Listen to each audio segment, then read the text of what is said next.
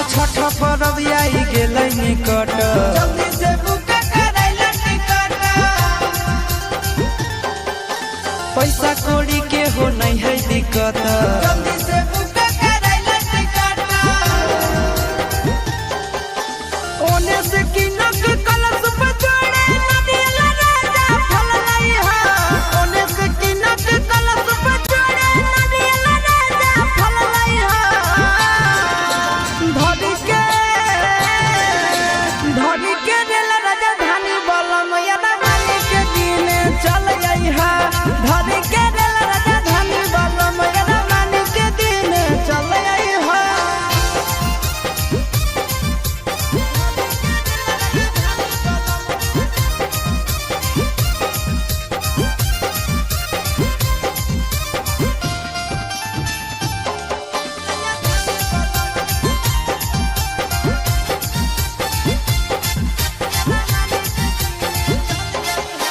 पहले पहिल करबै छठ शुरुआत, दौड़ा लेके